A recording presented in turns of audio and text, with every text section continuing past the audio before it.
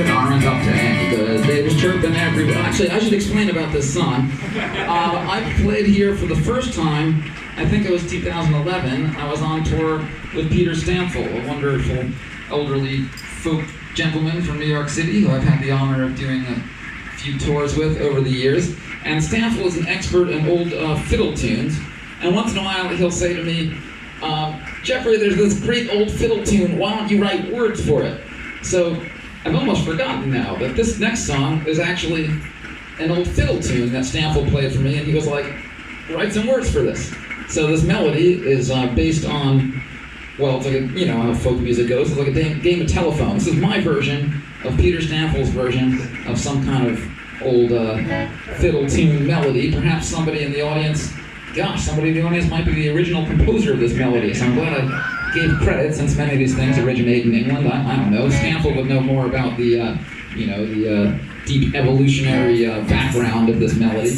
But in the hands of Jeffrey Lewis and the Voltage, it somehow turned into a song complaining about birds, and this is how it goes.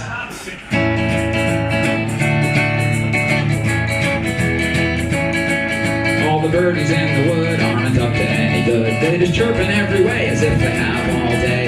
They get up around the dawn and just turn the babble on. Each nest from east to west has got to have its say. I wonder what the purpose of a happy little chirp is. Are they really unaware that none of us will care? Like speaking at a stone or a tree that falls alone. It's a dark and bleak cacophony of beaks out there.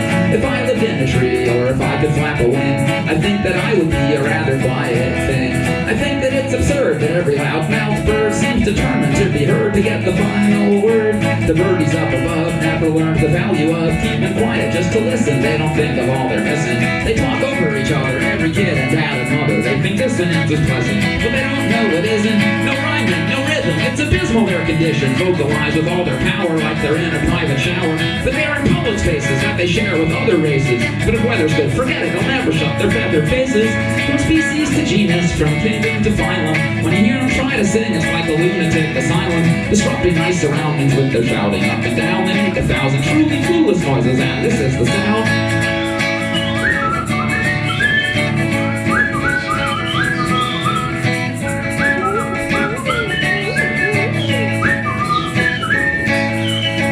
Birdies flap and never think of what would happen if they grew good ears like people and could merely hear like we do. They would say, birds sound like chaos, wouldn't listen if you pay us. They'd apologize profusely and they'd finally obey us. They'd finally be silent, harmony would triumph. Their loyalty would go to us and all would be melodious. With peace and all these trees and birdies listening to reason, I expected all would be much more respectable and decent.